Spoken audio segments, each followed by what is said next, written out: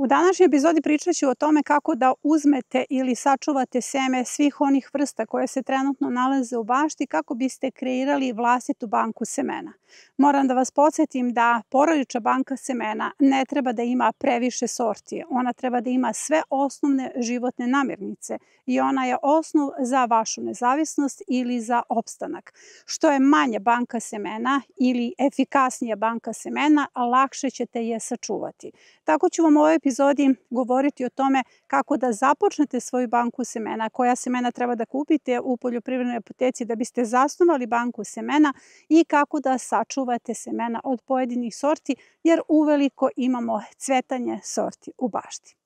Na početku ću odmah da pojasnim da sam ja kolekcionar, imam 3260 sorti u kolekciji, ali kada vidite tokom snimanja setvu i sadnju, možete da primetite da koristim one kesice koje kupujemo u poljoprivrednim apotekama. To je pre svega zbog vas, zbog početnika, zato što želim da vas naučim koje seme možete bezbedno da kupite u apotekama. Pri čemu sve te apoteke nisu naši sponzori, ali ja ne vodim računa o tome. Meni je mnogo važnije da informacije dođu do početnika, jer početnicima je jako teško kada se nađu u poljoprivrednoj apoteci, oni prosto ne znaju šta treba da kupe sa tih polica, koje je seme hibrid, koja je standardna sorta, koje seme je možda genetski modifikovano, koje treba da izbegavaju. Prema tome, sada ću vam dati osnovni početak. Ne morate da kupujete stare sorte na sajtovima, zato što su te stare sorte uglavnom skupe. Zatim pakuju jako male količine semena i to kažem svakoj osobi koja dođe na individualni program. Standardne sorte su reproduktivne sorte. One samo nisu iz organskog uzgoja, a vaše seme ne mora biti iz organskog uzgoja da biste vi dobili organski proizvod. Zapravo, ako nemate sertifikovanu proizvodnju, vi niste obavezni da kupujete nekakvo organsko seme. Budite mudri, prođite jeftinije, kupite standardne sorte. Znači, samo izbegavajte sorte na kojima piše hibrid F1, zato što F2 generacija neće biti autentično ista, jer vezano za ovu priču vama su potrebne samo standardne sorte. Svaka standardna sorta je reproduktivna sorta i na kraju sezone možete da kreirate svoju banku semena koja će, nećete verovati, biti potpuno organska, odnosno još bolje iz biološkog uzgoja. Povremeno prilazim blitvama koje cvetaju i mirišem ih zato što emituje zaista divan miris, to isto radi i cvekla i onda vam pokazuju da na taj način privlače oprašivače. Zapravo, to nije tema ovog kadra, a sada želim da vam kažem šta zapravo treba da sadrži vaša porodična banka semena. Nemojte da se opterećujete velikim brojem semena. Zapravo, meni uopšte nije bilo potrebno da imam toliku banku semena, recimo imam 1600 sorti paradajza u kolekciji. Znate koja je to obaveza? Umnožiti te sorte. Dakle, ja svake godine moram nekih 200 sorti paradajza umnožavati bez obzira da li se oni meni dopadaju ili ne da bih sačuvala svoju sortu. Zato nemojte time da se opterećujete. Vama je potreban mali broj sorti, ali da imate bukvalno sve ono što vam je potrebno u bašti. Krompir, stara sorta, pitajte nekoga u vašem selu. Ko uzgaja neku staru sortu krompira koja je recimo dugo u porodici, ne morate da kupujete na sajtovima. Svaki region ima neku staru sortu koju su pokušali ili već istisnuli hibridi, ali se zapravo može lako nabaviti. Potrebna vam je jedna sorta krompira, ne morate imati više. Ja uvek imam 2-3 stare sorte krompira u opticaju kako bih ih umnožavala tokom sezone. Zatim, kada su u pitanju cvekla blitva, treba vam samo jedna sorta koju ćete umnožavati. Kad su u pitanju lukovi, takođe po jedna sorta. Ne zaboravite da vam se beli luk umnožava iz čenova, znači samo sačuvajte svoj beli luk. Kad su u pitanju paradajzi, 3 sorte maksimalno, paprike 3 sorte maksimalno i tako dalje. Dakle, najvažnije je da vaša banka semena ima ograničen broj sorti. Na taj način ćete ih lakše sačuvati. Kad su u pitanju krastavci, oni se ukrštaju, sve tikvenjače se ukrštaju, ali ćemo to sada da rešimo. Semenarstvo je nešto sasvim drugo u odnosu na ono što danas govorim. Semenarstvo je vrlo često vezano za prodaju semena. Ako želite da prodajete semena, tada morate da naučite kalibraciju, test klijavosti, kako da sačuvate uzgajate čiste sorte.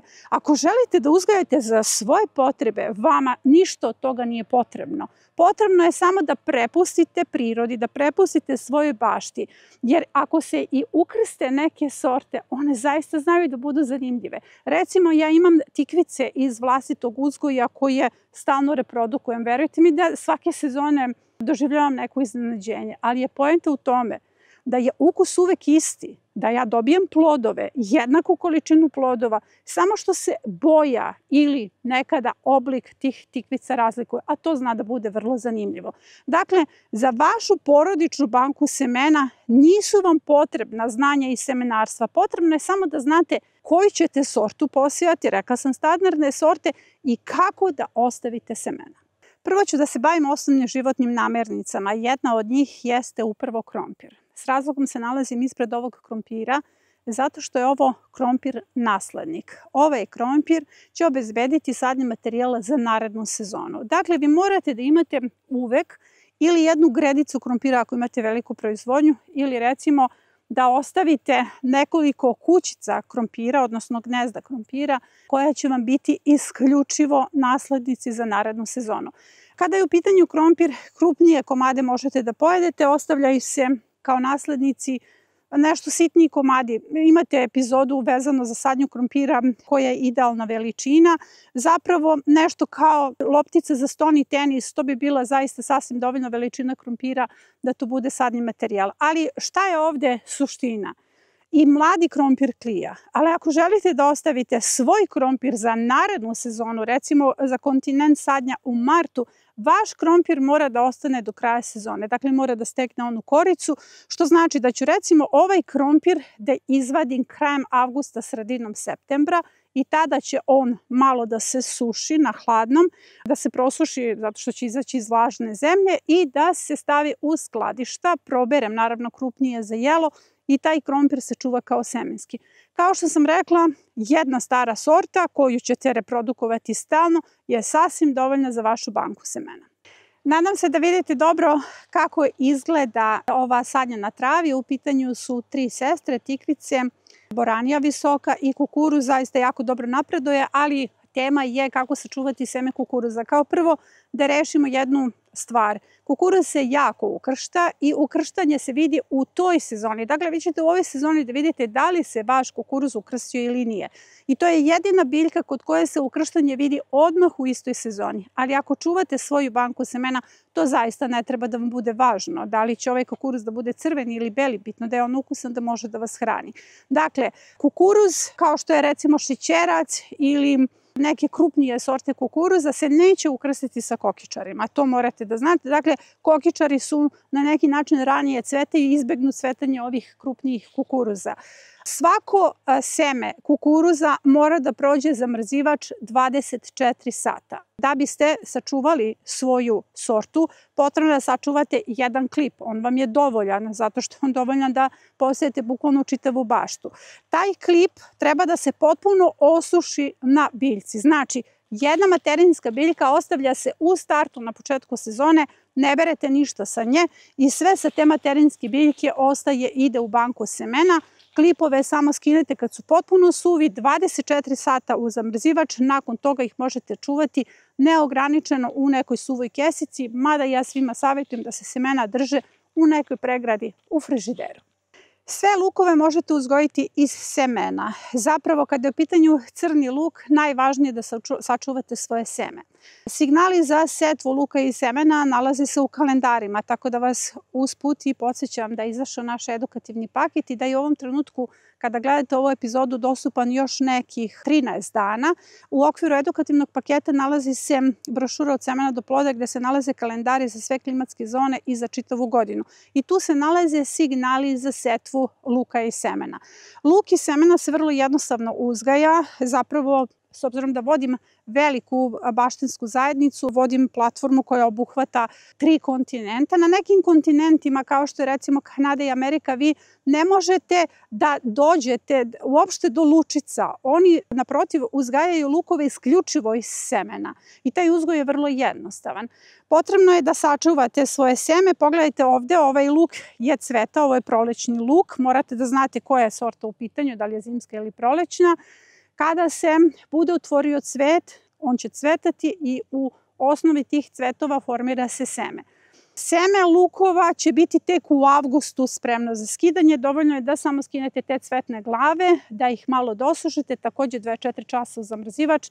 Nakon toga možete kompletne cvetne glave da spakujete i da sačuvate svoje seme. Možete ih i odmah posejati. Zapravo je važno da krenete sa setvom svog vlastitog luka, jer u jednom trenutku ćete imati u kontinuitetu lučice za setvu i sadnju. Recimo, svi oni koji su posejali lukove sada imaju lučice za setvu, odnosno sadnju mladog luka, a lučice se ne mogu nigde kupiti. A razlika između crnog i belog luka jeste u tome što i beli luk možete da uzgajate iz semena, ali je mnogo praktičnije da ga uzgajate iz čenova, odnosno vegetativno. Prema tome, najbolje lukove u svojoj bašti, najbolji beli luk, izdvojite i on i meni služi za sadnju. Svake godine uzgajam svoj luk. Morate od nečega da počnete, zar ne? Svi vi koji ste početnici i koji nemate svoj beli luk, kupite na pijaci luk koji vam se dopada. Ne mora to da bude neka stara sorta luka, a nemojte da kupite u poljoprivrednoj apoteci, nego baš kupite na pijaci. Raspitajte se malo da li neko ima, odnosno zna poreklo tog luka. Posadite ga te godine i vidjet ćete ako vam se dopada, svake godine ćete moći da ga umnožavate.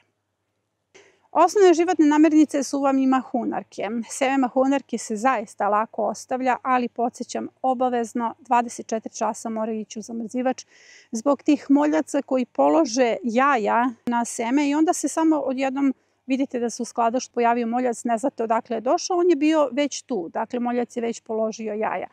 Sada trenutno smo u berbi graška i berbi boba. Kada je u pitanju grašak, seme je potrebno ostaviti, odnosno ostaviti mahune da se potpuno osuše na samoj mreži.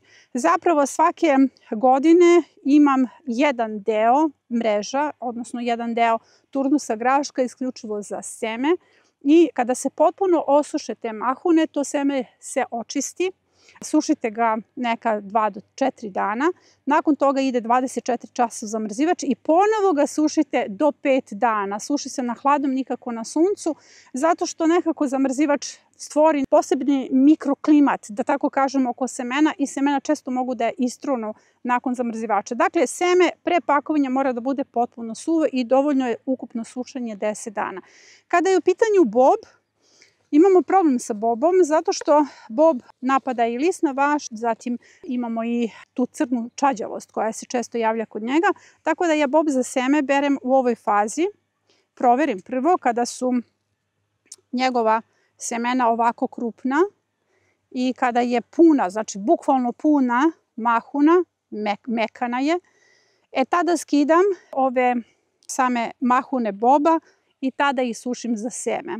Zato što je to garantovano da vam seme neće biti puno nekih crnih fleka. Jer vidite, kada je ova sama crtica na bobu smeđa i bob je ovako malo tvrđi, on je zaista spreman za dodatno sušenje i taj bob je spreman za seme. Prema tome, za razliku od graška, bob skidate ranije, nemojte da ostavite da se osuši potpuno, zato što je to zaista veliki rizik da izgubite seme. Sve ostale mahunarke, kao što su boranije, pasulji, soja, slanutak, zatim sočivo, moraju potpuno da se osuše na biljci, mahune moraju da budu potpuno suve i tek tada ih skidate za seme. Princip čuvanja je isti. Ja vam savjetujem da nakon zamrzivača, nakon dodatnog sušenja i pakovanja, sva ova semena poređate u neke kesice i držite u neke pregradi u frižideru. Kada je u pitanju seme mrkve, potrebno vam je svakako, morate imati vlastito seme za banku semena.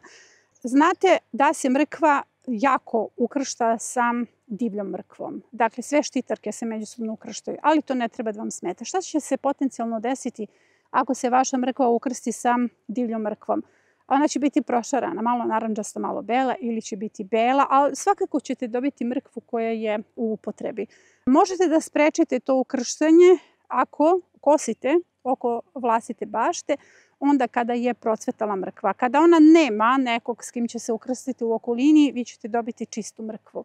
Kada su u pitanju ostale štitarke u bašti, kao što je peršun, celeri, zatim paštrnjak, Morate da znate da su to velike biljke, zaista džinovi, mogu da izrastu i 2 metra i uvek ostavite samo po jednu biljku. Nisam primetila njihovo međusobno ukrštanje, osim što će se celer listač ukrstiti sa korenašom, ali ni to ne treba mnogo da vas brine, zato što ćete vi dobiti neku biljku koju takođe možete i na jedan i na drugi način da uzgajate, zato što se i listač i korenaš uzgajaju potpuno različito.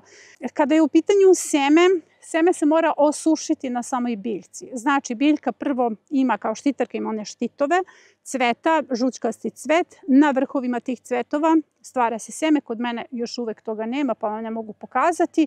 I kada vidite da je 1/3 tih semena počela da se suši, odnosi se i na paštrnjak, mada se njihovo seme potpuno razlikuje, dakle krupnije je, tada skidate sve štitove, odnosno sve grane štitarki i stavljate da se dosuše ili u neke vreće, možete skinuti potpuno kompletnu cvetnu zonu, odnosno cvetnu glavu, a možete pojedinačno da ih skinete i stavite na neka sita da se dosuše.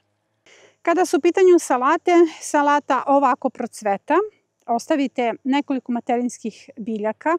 Nisam primetila njihovo intenzivno ukrštanje u bašti, osim što će, recimo, ako imate crvenu salatu, zaista taj crveni gen ili malo crvenkasti sjaj dobiti ostale salate, ali ako se nalaze ovako udaljene u bašti, kod mene u bašti, zaista oprašivači imaju jako mnogo mesta gde će stati i obrisati te svoje nogice, neće doći do njihovog međusobnog ukrštanja.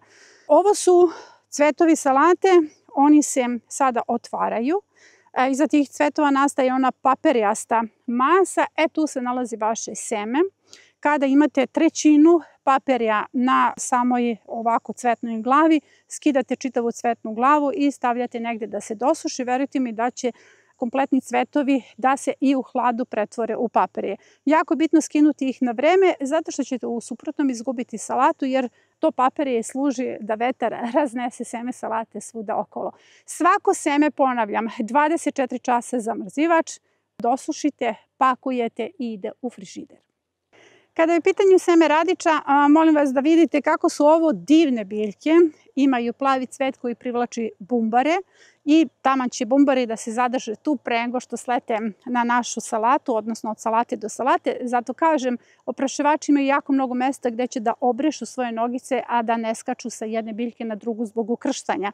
Kada su u pitanju radiči, meni je neverovatno kako je to dobro tempirano. Recimo, ovo je radič cveta od prošle godine i daće svoje seme taman spremno za julski rasadnik gde idemo sa setvom radiča.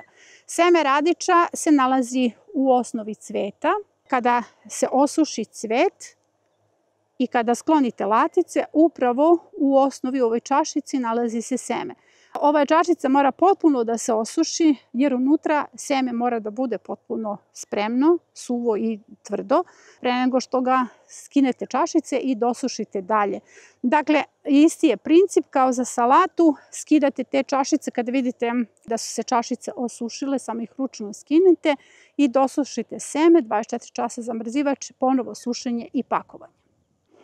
Kada su u pitanju blitva i cvekla, jako sličan cvet imaju i na istom mestu se nalazi seme. Meni je cvekla koja je procvetala u saksijama. Ja sam ih odvojila s razlogom, zato što se cvekla i blitva zaista ukrštaju puno i ne možete ih imati na istom mestu. Odaberite koju ćete od tih kultura da prebacite, pa je mnogo lakše prebaciti cveklu, jer cveklu možete da izvučete kao plod, da prebacite u saksiju, da na taj način imate materinsku biljku. Šta se desi kad se ukrste te dve biljke? Onda dobijete listove, dobijete blitvu koja je crvena, ali nećete dobiti cveklu. Poenta je u tome što nećete dobiti taj cvet, zato što dobijete neki račvast koren, jer njihovo ukrštanje se najviše odrazi na kvalitet samog korena cvekle.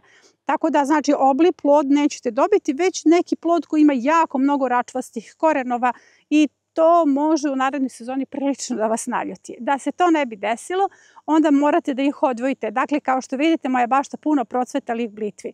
Seme blitve je jestivo. Seme blitve može da se kiseli kao mali kapari. Probajte u bašti da jedete ovako zeleno seme blitve i zaista je puno tih esencijalnih nutrijenata.